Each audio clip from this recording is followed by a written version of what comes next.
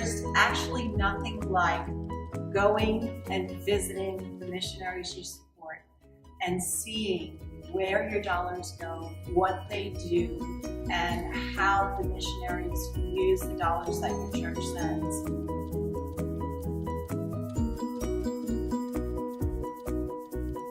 She is Cameroonian born. She's from Cameroon. She started off very small, helping women with pregnancies, delivering babies, getting out of difficult situations, abuse situations, and she also was very passionate about prison ministry.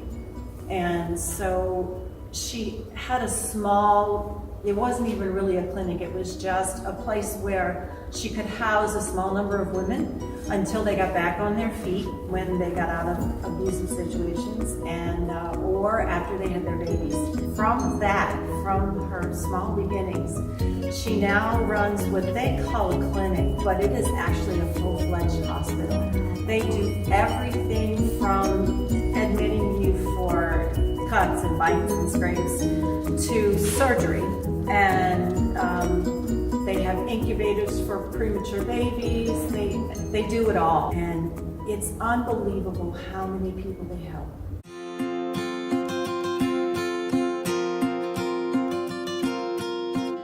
Came to the United States for college, graduated from LSU mathematics.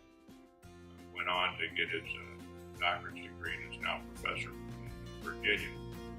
Started open outreach international ministries back in Cameroon and has gone back to teach there as well. And since he's gone back in his hometown of Boya, they've started a clinic there as well and a school and several other outreach opportunities there. It was obvious that we needed to have a presence there. We needed to be there. We can't understand what would drive us to leave our comfortable homes, to leave our surroundings, to help them build a church on a hillside in Mario, or help build a swing set for their school in Boya. They sang every day, but it wasn't, their heart was in it. The ladies, Kelly and Lydia, that they teach at the school, but they were also in the house with us, and they cooked, they were singing. At 4:30 in the morning, I could hear Julius singing song after song, just praising the Lord. And even one time when we were working, doing the swing set, we were sandpapering the wood, we started singing. I know. So it's contagious. It's just really touching. They cooked their food out on an open fire, and then they took us around and they showed us where the children slept and their other facilities. Well, I decided we couldn't take any pictures of that because the conditions that these children slept in and the restroom facilities were just, there were no words to describe. And I decided that they were better off there than being on the street, because on the street they had nothing. They had no shelter, they had no food, and no one to look after them.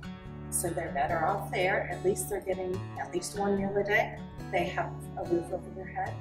So that's something that I personally am going to make it a personal mission of mine to try and help that orphanage.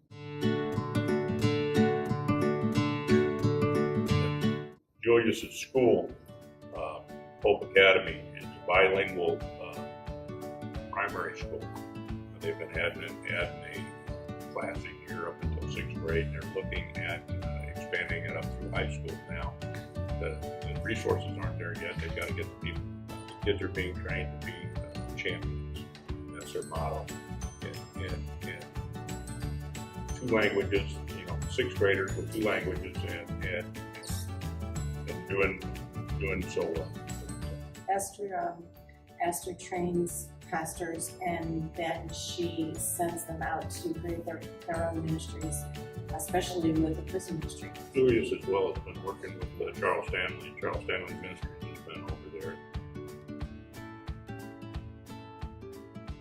I'll say it just reinforced to me putting God first and just strengthening my faith.